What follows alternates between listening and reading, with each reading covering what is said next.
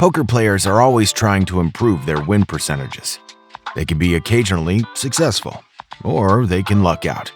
But the smart players look for new skills. One of the most powerful skills a serious poker player should develop is hand reading. Hand reading is the key to mastering poker, and the pros are great at it. Believe it or not, a good hand reader can guess nearly exactly what's in an opponent's hand. It's not easy, but once you've got it, you can play near perfect poker and almost always make the right moves at the right times. Being a good poker hand reader means staying alert, staying vigilant, and closely watching every action at the table, online or live, to absorb a ton of information about your opponent. There are many aspects to consider: table position, bet size, playing style. Repeated moves become predictable. Good players closely watch how their opponent plays over several hands. They note every move during the action and make calculated assumptions about what to expect next. That information helps the hand reader make an accurate guess about what's in their opponent's hand. The closer the guess, the better choices you can make in response to their moves. Remember that these guesses are just that: conjecture. Nothing is given. It's rarely exact. But the more you practice, the more you'll improve. There are some key assumptions you should make about every player you face. Assume your opponent will bet strong. They'll be confident that they'll have the best hand and believe you will call with a worse hand before they try to bet for value. The more timid your opponent, the more effective this hand-reading technique will be. Assume your opponent will not bluff with a strong hand. If they think they'll have a good chance of winning at the showdown, they'll try to get there on the cheap instead of pushing you off of your hand. If they bluff, they believe they have no chance of winning otherwise. Assume your opponent won't chase a draw with obviously bad odds. The immediate odds may not be quite there if they're banking on inferred odds or if they have a chance of bluffing later. For example, they won't call a pot-sized turn bet for 1/3 of the stacks with a bare draw from the gut and no showdown value. You have to decide if and when these assumptions apply to your opponent. But they can work well in no-limit hold'em online, enough to make your hand-reading process work. Don't try guessing your opponent's exact cards. Just try to narrow their range to one or two of these three wide categories. Number 1, big win hands. Your opponent is playing for a big pot. He won't bet or raise at every chance, but acts confident about having the best hand. He believes there are worse hands that will pay well. Number 2, head-to-head hands. Your opponent thinks he has a winning hand, but doesn't try to build the pot. He'll apply pot control, checking when possible and calling when necessary. Some players will bet or raise small as a test. Remember, it's highly likely your opponent is hand-reading too. Number 3, draw, bluff hands. Draw hands are those that need to be improved or need to be bluffed for any sensible expectation of winning the pot. These are not obvious draws, like 4 to a flush, but any hand that has little or no showdown value. Depending on your opponent's playing style and the value of the draw, they may play fast or slow. Of course, these classifications are not absolutes. The more your opponent aligns with each category, the closer you can guess his or her hand.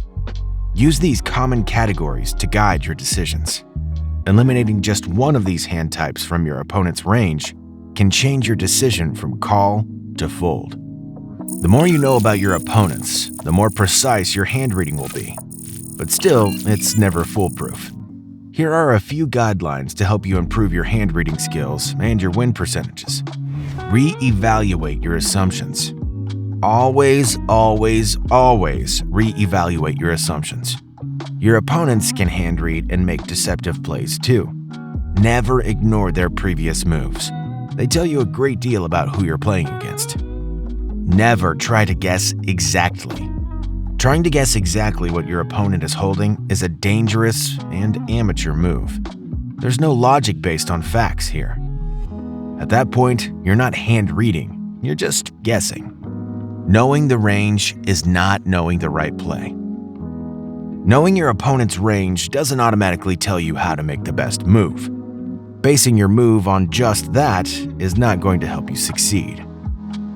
So to recap an undeniably complicated topic, start with the basics.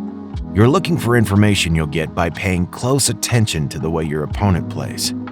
For example, you're dealt a pair of aces, so now you know there's 2 aces left in the deck, and you're roughly an 85-15 favorite against any random 2 cards.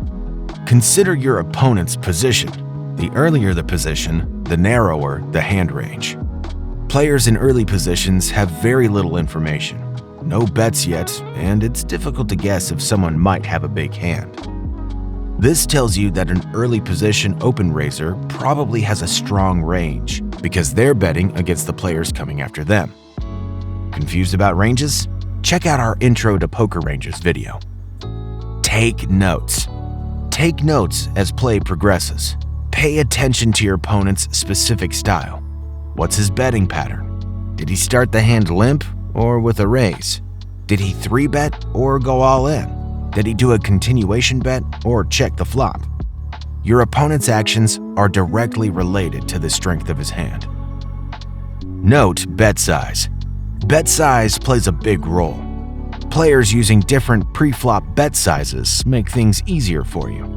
And even on the river bet size, you could assume your opponent is value betting with a specific amount in mind. A huge river bet size may tell you he's likely bluffing, trying to scare players into folding. Watch the flop texture. On the flop, you're looking at 3 possible scenarios. The opponent hit the board and has a solid hand, he has a draw hand, or he completely whiffed.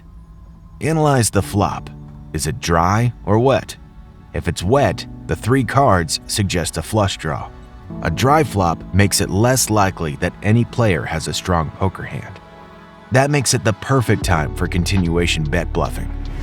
If you could guess your opponent's cards, including the suits, every time, you would terrorize your opponents and win some enormous pots.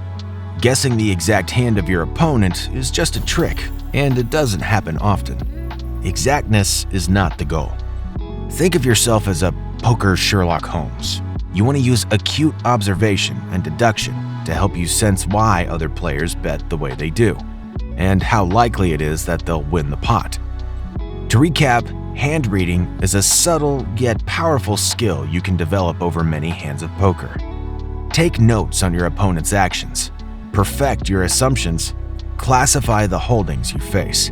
If you read the range, you can read the hands, improve your decision-making, and enjoy significant success.